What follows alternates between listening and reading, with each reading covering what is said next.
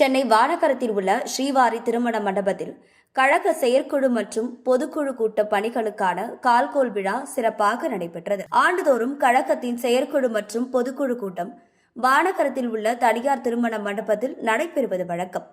இந்த ஆண்டுக்கான செயற்குழு மற்றும் பொதுக்குழு கூட்டம் வரும் 26ஆம் தேதி நடைபெறுவதாக தலைமை கழகம் அறிவித்தது.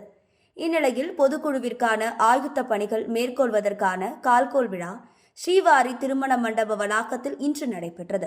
இதில் தலைமை கழக மேலாளர் மகாலிங்கம், திருவள்ளூர் மத்திய மாவட்ட கழக செயலாளரும் கழக அமைப்பு முன்னாள் அமைச்சருமான பெஞ்சமின், திருவள்ளூர் தெற்கு மாவட்ட செயலாளரும் அம்பத்தூர் முன்னாள் சட்டமன்ற உறுப்பினருமான அலெக்சாண்டர் ஆகியோர் கால்கோள் விழாவில் கலந்து கொண்டனர். இதனையடுத்து இன்று முதல் பொதுக்குழு செயற்குழு கூட்டத்திற்கான பந்தல் அமைப்பது, தோரணங்கள், அலங்கார வளைவு மற்றும் உணவுக்கூடம் அமைப்பது உள்ளிட்ட பல்வேறு பணிகள் நடைபெறவுள்ளது. இதில் கழக பொதுச் செயலாளராக எடப்பாடி பழனிசாமி பொறுப்பேற்ற பின்பு நடக்கக்கூடிய செயற்குழு மற்றும் பொதுக்குழு கூட்டம் என்பதால் கழகத்தினர் இந்த முறை மிக பிரம்மாண்டமாக நடத்த முன்னேற்பாடுகளை தீவிரமாக செய்து வருகின்றனர். செய்திகளை உடனுக்குடன் தெரிந்து கொள்ள நமது அம்மா இணையதள தொலைக்காட்சியை சப்ஸ்கிரைப் செய்து அருகில் உள்ள பெல் ஐகானை